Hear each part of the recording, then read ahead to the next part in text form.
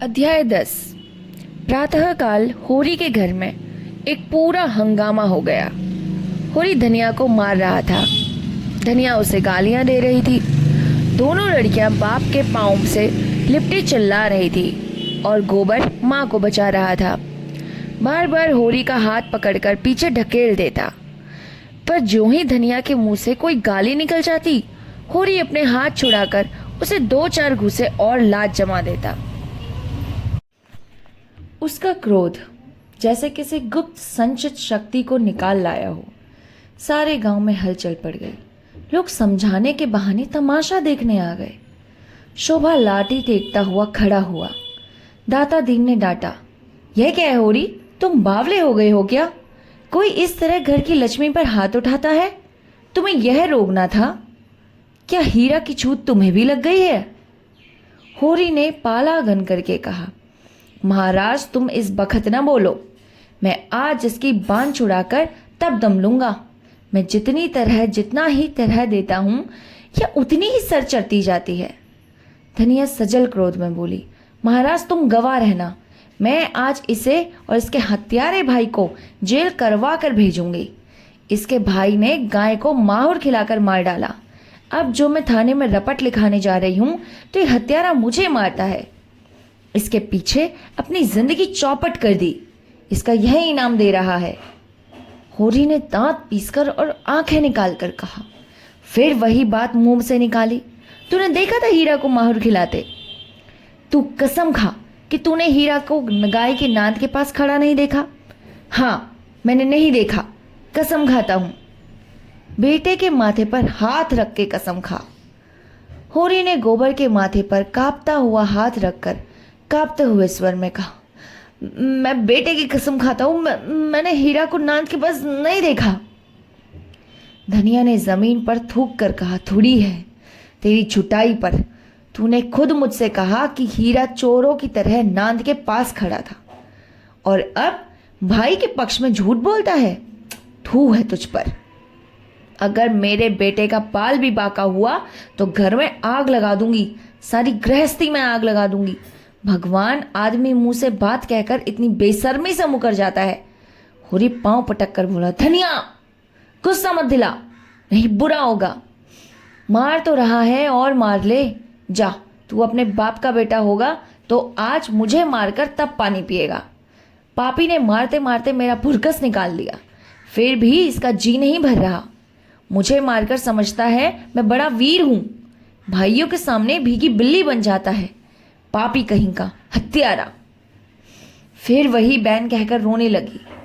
इस घर में आकर ही क्या जही झेला, किस किस तरह से पेट तन नहीं काटा, किस तरह एक एक लत्ते के तरसी, किस तरह एक एक पैसा प्राणों की तरह संचा, किस तरह घर भरकर खिलाकर आप पानी पीकर सोती रही, और आज उन सारे बलिदानों का यह पुरस्कार।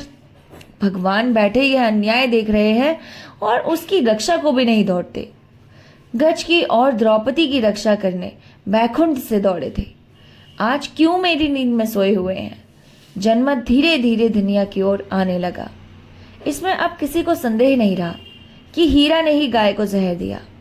होरी ने बिल्कुल झूठी कसम खाई है, इसका भी लोगों को विश्वास हो गया। गोबर को भी बाप की झूठी कसम और उसके फलस्वरूप आने वाली विपत्ति की शंका ने होरी के विरुद्ध कर दिया। उस पर जो दाता दीन ने डांत बताई, होरी परास्त हो गया, चुपके से बाहर चला गया। सत्य ने विजय पाई। दाता दीन ने शोभा से पूछा, तुम कुछ जानते हो शोभा, क्या बात हुई? शोभा जमीन पर लेटा हुआ बोला, मैं तो महाराज 8 दिन से बाहर नहीं निकला। होरी दादा कभी कभी जाकर कुछ दे आते हैं, उसी से काम चलाता हूं। रात भी वे मेरे पास गए थे। किसी ने क्या किया मैं कुछ नहीं जानता। हाँ, कल सांझ को हीरा मेरे घर खुरपी मांगने आया था। कहता था एक जड़ी खोदना है। फिर तब से मेरी उससे भेंट नहीं हुई। धनिया इतनी शह पाकर बोली, पंडित दादा यह उसी का काम है। शोभा के घर से खुरपी मांग कर लाया और कोई जड़ी खोदकर गाय को खिला दी। उस रात को जो झगड़ा हुआ था, उसी दिन से वह खार खाए बैठा था। दाता दीन बोले, यह बात साबित हो गई तो उसे हत्या लगेगी। पुलिस कुछ करे ना करे, धर्म तो बिना दंड दिए ना रहेगा। चली तो जा रुपया, हीरा को बुला ला, कहना पंडित दादा बुला रहे हैं। अगर उसने हत्या नहीं की है तो गंगा जल उठा ले और चौरों पर चढ़कर कसम खाए। धनिया बोली, महाराज, उसके कसम का भरोसा नहीं, चटपट खा लेगा। जब इसने झूठी कसम खा ली जो बड़ा धर्मात्मा बनता है, तो हीरा का क्या विश्वास। अब गोबर बोला, खा ले झूठी कसम, बस का अंत हो जाए। बूढ़े जीते रहें, जवान जीकर क्या करेंगे।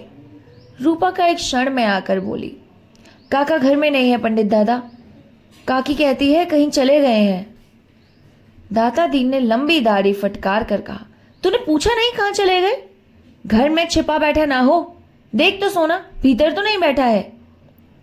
धनिया ने टोका, उसे मत भेजो दादा, हीरा के सर हत्या सवार है, ना जाने क्या कर बैठे। दाता दीन ने खुद लकड़ी संभाली और खबर लाए कि हीरा सचमुच कहीं चला गया। पुनिया कहती है और लुटिया डोर और डंडा सब लेकर गए हैं। पुनिया ने पूछा भी कहाँ जाते हो, पर बताया नहीं। उसने 5 रुपए आले में रखे थे, रुपए वहाँ नहीं है, शायद रुपए भी लेता गया होगा। धनिया शीतल हृदय से बोली, मुंह में कालिक लगाकर कहीं भाग गया होगा। शोभा बोला, भाग के कहाँ जाएगा, गंगा नहाने ना चला गया हो। धनिया ने शंका की, गंगा चाहता तो रुपए क्यों लेके जाता, और आजकल तो कोई परब भी नहीं है। इस शंका को कोई समाधान न मिला। धारणा दृढ़ हो गई। आज होरी के घर भोजन नहीं पका, ना किसी ने बैलों की सानी पानी किया। सारे गांव में सनसनी फैल गई थी। 2-2, 4-4 आदमी जगह जगह जमा होकर इसी विषय की आलोचना कर रहे थे। हीरा अवश्य कहीं भाग गया। देखा होगा कि भेद खुल गया, अब जेल जाना पड़ेगा, हत्या अलग लगेगी। बस कहीं भाग गया। पुनिया अलग रो रही थी, कुछ कहा ना सुना, ना जाने कहाँ चल दिया। जो कुछ कसर रह गई वह संध्या समय हल्के के थानेदार के यहाँ आकर पूछ दी। गांव के चौकीदार ने इस घटना की रिपोर्ट की, जैसे उसका कर्तव्य था, और थानेदार साहब भला अपना कर्तव्य से कब चूकने वाले थे। अब गांव वालों को भी उसकी सेवा सत्कार करके अपने कर्तव्य का पालन करना चाहिए। दाता दीन, जिंगुरी सिंह, नोखेराम, उसके चारों प्यादे, मंगरूसा और लाला पटवेश्वरी सभी आ पहुंचे और दरोगा जी के सामने हाथ बांधकर खड़े हो गए। होरी ने तलब हुई। जीवन में यह पहला अवसर था कि वह दरोगा के सामने गया। ऐसा डर रहा था जैसे उसे फांसी हो जाएगी। धनिया को पीटते समय उसका एक एक अंग फड़क रहा था। दरोगा के सामने कछुए की भांति भीतर सिमटा जाता था। दरोगा ने उसे आलोचक नेत्रों से देखा और उसके हृदय तक पहुंच गए। आदमियों की नस पहचानने का उन्हें अच्छा अभ्यास था। किताबी मनोविज्ञान में कोरे पर व्यवहारिक मनोविज्ञान में मर्मज्ञ थे। यकीन हो गया, आज अच्छे का मुंह देखकर उठे हैं। और होरी का चेहरा कहे देता था, उसे केवल एक घुड़की काफी है। दरोगा ने पूछा, तुझे किस पर शुबहा है? होरी ने जमीन छुई और हाथ बांधकर बोला, मेरा सुबह किसी पर नहीं है सरकार, गाय अपनी मौत से मरी है, बुढ़ी हो गई थी। धनिया भी पीछे आकर खड़ी थी, तुरंत बोली, गाय मौरी है तुम्हारे भाई हीरा ने। सरकार ऐसी बॉडम नहीं है जो तुम कुछ कह दोगे वह मान लेंगे। यहाँ जांच तहकीकात करने आए हैं। दरोगा जी ने पूछा, यह औरत कौन है? कई आदमियों ने दरोगा जी से बातचीत करने का सौभाग्य प्राप्त करने के लिए चढ़ा चढ़ी की, एक साथ बोले और अपने मन को कल्पना से संतोष दिया कि पहले मैं बोला, होरी की घरवाली है सरकार। तो इसे बुलाओ, मैं पहले इसी का बयान लिखूंगा। वह कहाँ है हीरा? विशेष जनों ने एक स्वर में कहा, वह तो आज सवेरे से ही कहीं चला गया है सरकार, मैं उसके घर की तलाशी लूंगा। तलाशी? होरी ने सांस तले ऊपर होने लगी। उसके भाई हीरा के घर की तलाशी होगी और हीरा घर में नहीं है, और फिर होरी ने जीते जी उसके देखते ये तलाशी ना हो पाएगी। और धनिया से अब उसका कोई संबंध नहीं है। चाहे जहां जाए, वह उसकी इज्जत बिगाड़ने पर आ गई है तो उसे घर में कैसे रख सकता है? जब गली गली ठोकर खाएगी तब पता चलेगा। गांव के विशिष्ट जनों को एक महान संकट को टालने के लिए कानाफूसी शुरू की। दाता दीन ने गंजा सर हिलाकर कहा, यह सब कमाने का ढंग है। पूछो हीरा के घर में क्या रखा है। पटेश्वरी लाल बहुत लंबे थे, पर लंबे होकर भी बेवकूफ न थे।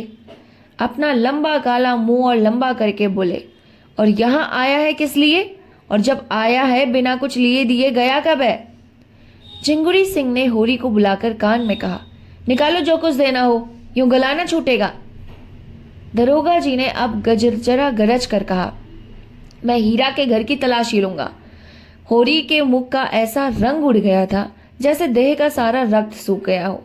तलाशी उसके घर हुई तो उसके भाई के घर हुई तो एक ही बात है। हीरा अलग सही, पर दुनिया तो जानती है वह उसका भाई है। मगर इस वक्त उसका कुछ बस नहीं। उसके पास रुपए होते तो इसी वक्त 50 रुपए लाकर दरोगा जी के चरणों पर रख देता और कहता, सरकार मेरी इज्जत अब आपके हाथ में है, मगर आपके पास तो जहर खाने को भी पैसा नहीं है। धनिया के पास चाहे 2-4 रुपए पड़े हो, पर वह चुड़ैल भरा क्यों देने लगी? मृत्युदंड पाए हुए आदमी की भांति सर झुकाए अपना अपमान की वेदना का तीव्र अनुभव करता हुआ चुपचाप खड़ा हो गया। दाता दीन ने होरी को सचेत किया, अब इस तरह खड़े रहने से काम नहीं चलेगा होरी, रुपए की कोई जुगत करो। होरी दीन स्वर में बोला, अब मैं क्या हरज करूं महाराज, अभी तो पहले की ही गठरी सर पर लदी है और किस मुंह से मांगू, लेकिन इस संकट से उबार लो। जीता रहा तो कौड़ी कौड़ी चुकार दूंगा, मैं मर भी जाऊं तो गोबर तो है ही। नेताओं में सलाह होने लगी, दरोगा जी को क्या भेंट किया जाए।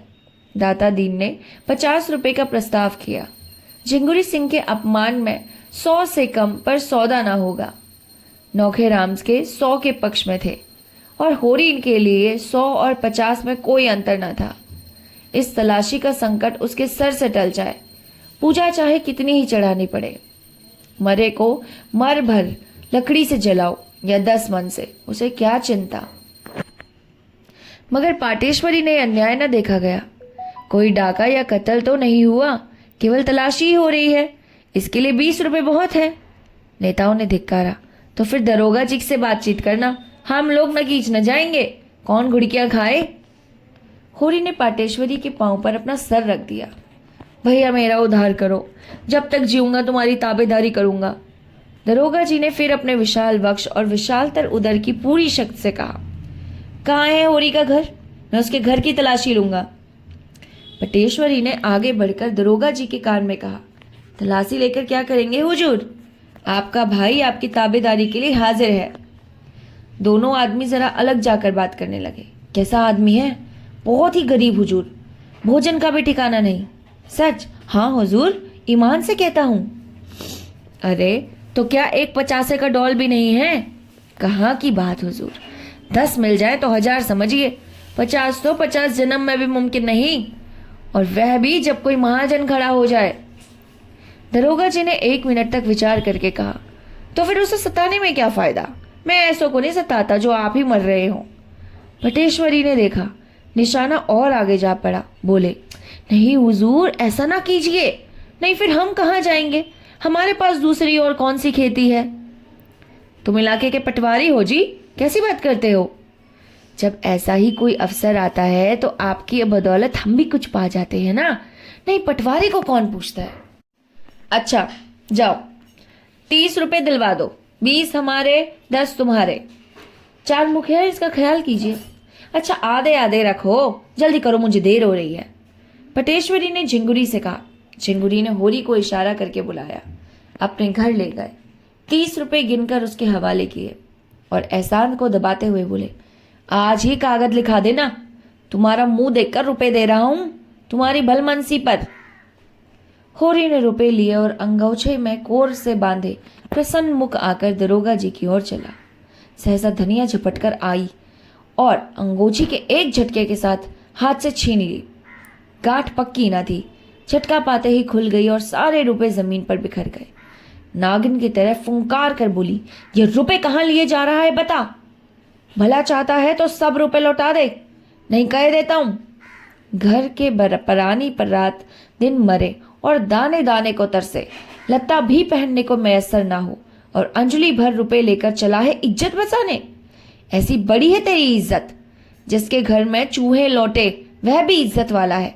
दरोगा तलाशी ही ले लेगा, ले ले जहां चाहे तलाशी ले। एक तो 100 रुपए की गाय गई, ऊपर से ये पलेथन वहां रहे तेरी इज्जत। होरी खून का घूंट पीकर रह गया। सारा समूह जैसे थर्रा उठा। नेताओं के सर झुक गए। दरोगा का मुंह जरा सा निकल आया। अपने जीवन में उसे ऐसी लताड़ न मिली थी। होरी स्तंभित सा खड़ा रहा। जीवन में आज पहली बार धनिया ने उसे भरे अखाड़े में पटकनी दी, आकाश तका दिया। अब वह कैसे सर उठाए? मगर दरोगा जी इतनी जल्दी हार मानने वाले ना थे। खिसियाकर बोले, मुझे ऐसा मालूम होता है कि इस शैतान की खाला ने हीरा को फंसाने के लिए खुद गाय को जहर दे दिया। धनिया हाथ मटकाकर बोली, हाँ दे दिया। अपनी गाय थी, मार डाली। फिर किसी दूसरे का जानवर भी तो नहीं मारा। तुम्हारे तहकीकात में यही निकलता है तो यही लिखो। पहना दो मेरे हाथ में हथकड़ियां। देख लिया तुम्हारा न्याय और तुम्हारे अक्कल की दौड़। गरीबों का गला काटना दूसरी बात है, दूध का दूध और पानी का पानी करना दूसरी बात। होरी आंखों के अंगारे बरसाता धनिया की ओर लपका, पर गोबर सामने आकर खड़ा हो गया और उग्र भाव से बोला, अच्छा दादा, अब बहुत हुआ, पीछे हट जाओ, नहीं मैं कहे देता हूं मेरा मुंह ना देखोगे। तुम्हारे ऊपर हाथ ना उठाऊंगा, ऐसा कपूत नहीं हूं, यहीं गले में फांसी लगा लूंगा। होरी पीछे हट गया। धनिया शेर होकर बोली, तू हट जा गोबर, देखूं तो क्या करता है मेरा। दरोगा जी बैठे हैं, इसकी हिम्मत देखो।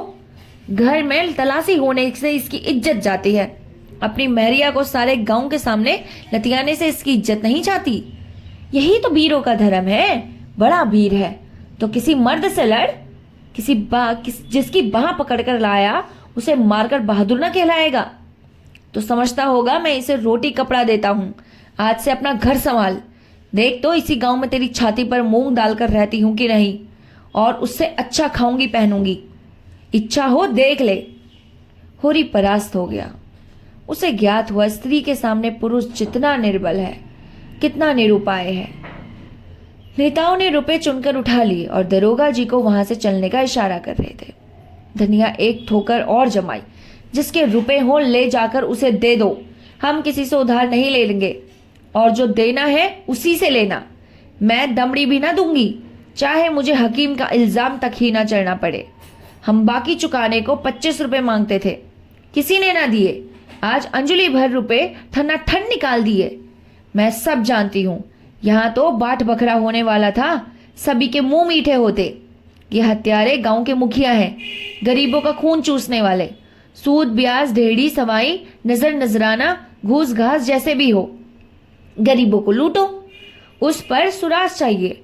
जेल जाने से सुराज ना मिलेगा, सुराज मिलेगा धर्म से। नेताओं के मुख में कालिक सी लगी हुई थी। दरोगा जी के मुख पर झाड़ सी फिरी हुई थी। इज्जत बचाने के लिए हीरा के घर की ओर चल दिए। रास्ते में दरोगा ने स्वीकारा, औरत है बड़ी दिलेर। पटेश्वरी बोले, दिलेर है हुजूर, करकशा है। ऐसी औरत को तो गोली मार देनी चाहिए। तुम दोनों का काफिया तंग कर दिया, 4 तो मिलते ही। हुजूर के भी तो 15 रुपए हो गए। मेरे कहाँ जा सकते हैं, वह ना देगा, गांव के मुखिया देंगे। 15 रुपए की जगह पूरे 50 रुपए। आप लोग चटपट इंतजाम कीजिए। पटेश्वरी ने हंसकर कहा, हुजूर बड़े दिल लगी बाज है वो आप। दाता दीन बोले, बड़े आदमियों के यही लक्षण है, ऐसे भाग्यवानों के दर्शन कहाँ होते हैं। दरोगा जी ने कठोर स्वर में बोला, यह खुशामद फिर कीजिएगा। इस वक्त तो मुझे 50 रुपए दिलवाइए नकद, और यह समझ लो कि आनाकानी की तो मैं तुम चारों के घर की तलाशी लूंगा। बहुत मुमकिन है तुमने हीरा और होरी को फंसाकर उनसे 150 ऐंठने के लिए पाखंड रचा हो। नेताजी अभी तक यही समझ रहे थे कि दरोगा जी विनोद कर रहे हैं। चिंगुरी सिंह ने आंख मारकर कहा, निकालो रुपए 50 पटवारी साहब। नोखे राम ने उनका समर्थन किया। पटवारी साहब का इलाका है, उन्हें जरूर आपकी खातिर करनी चाहिए। पंडित नोखे राम की चौपाल आ गई। दरोगा जी एक चारपाई पर बैठ गए और बोले, तुम लोगों ने क्या निश्चय किया? रुपए निकालते हो या तलाशी करवाते हो? दाता दीन ने आपत्ति की। मगर हुजूर, मैं अगर बगर कुछ नहीं सुनना चाहता। चिंगुरी सिंह ने साहस किया। सरकार, यह तो सरासर। मैं 15 मिनट का समय देता हूं। अगर इतनी देर में पूरे 50 रुपए ना आए तो तुम चारों के घर की तलाशी होगी। और गन्ना सिंह को जानते हो, उसका मारा पानी भी नहीं मांगता। पटेश्वरी लाल ने तेज स्वर में कहा, आपको अख्तियार है, तलाशी ले ले। यह अच्छी दिल लगी है। काम कौन करे, पकड़ा कौन जाए। मैं 25 साल थानेदारी की है, जानते हो, लेकिन ऐसा अंधेर तो कभी नहीं हुआ। तुमने अभी अंधेर नहीं देखा, कहे तो वो भी दिखा दूं। एक एक को 5-5 साल के लिए जेल भिजवा दूंगा। ये मेरे बाएं हाथ का खेल है। डाके में सारे गांव को काले पानी भिजवा सकता हूं। इस धोखे में न रहना। चारों सज्जन चौपाल के अंदर जाकर विचार करने लगे। फिर क्या हुआ किसी को मालूम नहीं। हाँ, दरोगा जी प्रसन्न दिखाई दे रहे थे और चारों सज्जनों के मुंह फिर से फटकार बस रही थी। दरोगा जी घोड़े पर सवार होकर चले। चारों नेता दौड़ रहे थे। घोड़ा दूर निकल गया तो चारों सज्जन लौटे, इस तरह मानो किसी प्रियजन का संस्कार करके शमशान से लौट रहे हो। सहसा दाता दीन बोला, मेरा सराप ना पड़े तो मुंह ना दिखाऊं। नौखेराम ने समर्थन किया, ऐसा धन कभी फलते नहीं देखा। पटेश्वरी ने भविष्यवाणी की, हराम की कमाई हराम में जाएगी। चिंगुरी सिंह को आज ईश्वर की न्यायपरता पर संदेह हो गया था। भगवान ना जाने कहाँ है, यह अंधेर देखकर भी पापियों को दंड नहीं देते। इस वक्त इन सज्जनी की तस्वीर खींचने लायक थी। यह यहाँ पाठ 10 खत्म होता है। पाठ 11 के लिए हम कल की वीडियो रिकॉर्ड करेंगे, लेकिन आप लोगों का बिल्कुल भी समर्थन नहीं मिलने की वजह से मेरा मोटिवेशन धीरे धीरे करके ख़त्म होता जा रहा है। कृपया करके मुझे मोटिवेट करें। मैं आपके रिस्पॉन्स की अभिलाषा करती हूँ। Thank you so much.